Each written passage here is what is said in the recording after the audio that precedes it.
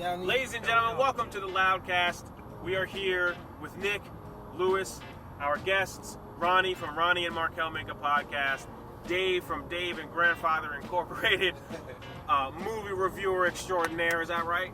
Dave, how many movies do you see a week, would you say? A year. Let's say a year. How many movies would you say you see a year? A year. That's a big question. For me, so what do you got? You got 352 days in a year, so how many weekends is that? About 52, right? 52 weeks a year? So. Yeah, I'm there about 49. Yeah, okay. Oh, boy. Mm-hmm. All right. That's fantastic. Wow. I don't think I see that many movies. Ronnie, what about you? I know you review movies on your podcast. Yeah, I definitely think I do. I'm probably close up there to at least 40, if not more. Because I'm in the theater, I'm online, I'm watching it all. I watch everything. I even watch Hollywood movies. Oh, okay. Yeah. I'm not into that international scene yet. All across the genre, all sorts of films. I love that, Ronnie, because you're just broadening your perspectives. You're all over the map. I love it. Subtitle films. Yes. And Nick, how about yourself? Nick was recently married. Nick? Oh, congratulations. Thank you, Dave. Thank you, Ronnie. Yeah, all I watch are Hallmark Christmas movies because my wife, that's all she wants to watch. Oh, okay. Okay. She keeps it G all the way then. All right. Okay. All right. That's fantastic. Christmas in July. Today. There you go. Oh, yeah, Christmas in July is big on the Hallmark Channel, isn't it? Mm-hmm. Unfortunately, yes. Yes, it is.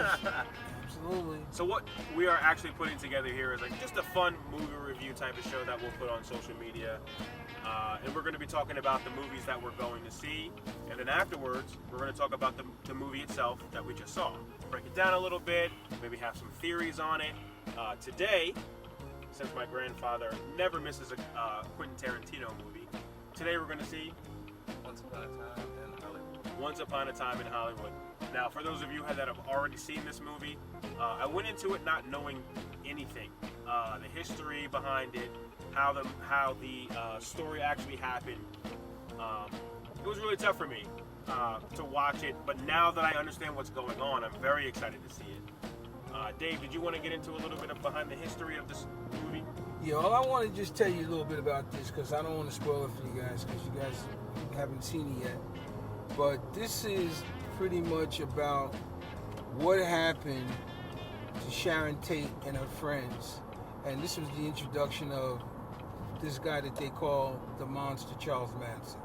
Right. All right. So basically, from what I'm understanding as well, just to add to that, is that Charles Manson thought that he was supposed to be a singer, and he thought he was supposed to be some kind of performing artist as a singer. And he felt like the people that lived in this house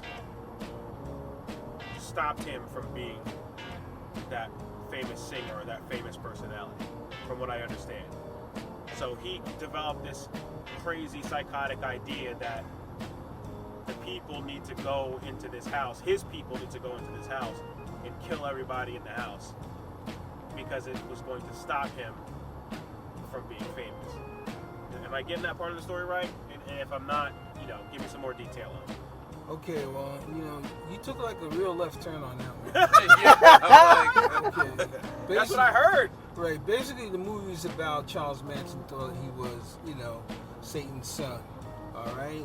Charles Manson was what you would call, a mass murderer.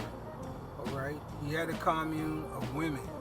All right. And he had a couple of guys that lived on this commune, on this particular ranch. He took this ranch over from a guy who was elderly and, half blind. And he had one of his women, just absolutely, probably just raped this old man, to keep him locked down all the time. And he had this commune of all these women. And what they would do, they would go out every day into the streets of Hollywood and they would hustle. They would hustle for food, they would hustle for money, they would hustle for anything they could contribute to the family, as they called it. And what they did is that if anybody got in their way, they would take them out, they would kill them, and you would never hear from these people again. That's ruthless, man. It was ruthless, it was really ruthless. And then, so what happened was, his group basically had the wrong people that they mess with. All right, and when you guys come out from seeing the movie, you'll better understand that they basically got what they look for, and they got pretty much Right here. they got pretty much handled. And I don't want to give too much away because I want you guys to watch. Right. All right, and then when we come back to part 2, you'll kind of get a full understanding of where I'm coming from, because I don't want to ruin it. I want you guys to watch it, and I want you guys to have an opinion on it. But at the same time, this is based somewhat around a true story. Oh, this is Right. definitely a true story. About yeah. him wanting his people to go back to this house Mm-hmm. where people Then once these lived. people, you gotta go left here. Oh, yeah. We can't Sorry. go left. Yeah. Where people lived that he felt slighted him and did him wrong. Am I doing this with? Yes, you do. Perfect. And So, what I'm basically saying is, he had people go to this house, right, to carry out a plan.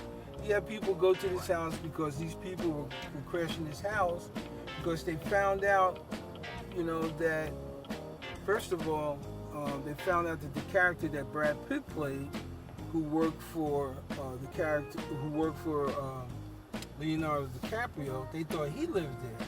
All right, so they thought that they were tracking him down, but obviously they got busted.